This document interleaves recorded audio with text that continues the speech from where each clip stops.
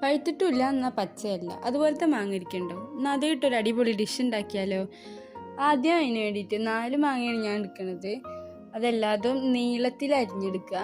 എന്നിട്ട് നമ്മളൊരു ബൗളിലേക്ക് മാറ്റി വെക്കാം.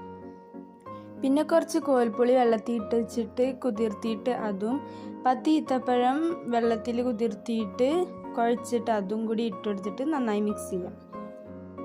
പിന്നെ നല്ല തിളച്ച എണ്ണയ്ക്ക് 3/4 ടീസ്പൂൺ ചെറിയ ജീരകപ്പൊടി അല്ലെങ്കിൽ ജീരകവും 2.5 ടീസ്പൂൺ മുളക് പൊടിയും 1/4 ടീസ്പൂൺ മഞ്ഞൾപ്പൊടിയും കൂടി ഇട്ടിട്ട് ഇളക്കുക. പിന്നെ നോക്കിയിട്ട് വേണമെങ്കിൽ നമുക്ക് കുറച്ചും കൂടി മുളക് പൊടി ചേർക്കാം കേട്ടോ. ഇത് മാങ്ങയൊക്കെ ഇട്ടിട്ട് മിക്സ് ചെയ്തിട്ട് പിന്നെ 2 ടീസ്പൂൺ ഉപ്പ്, ഞാൻ ഇവിടെ 1 ടീസ്പൂണേ കാണിക്കാനുള്ളൂ. അതിനുശേഷം 1 ടീസ്പൂൺ ഉപ്പും കൂടി ഇട്ടിട്ടുണ്ടായിരുന്നു. 2 ടീസ്പൂൺ ഉപ്പും കൂടി ഇട്ടിട്ട് നന്നായി ഇളക്കുക. ഇത്രേ ഉള്ളൂ, നമ്മൾ അടിപൊളി മാങ്ങ ഡിഷ് റെഡിയായി. എല്ലാവരും ഇത് വീട്ടിൽ ഉണ്ടാക്കിക്കോ, മസ്റ്റ് ട്രൈ ആണ് കേട്ടോ.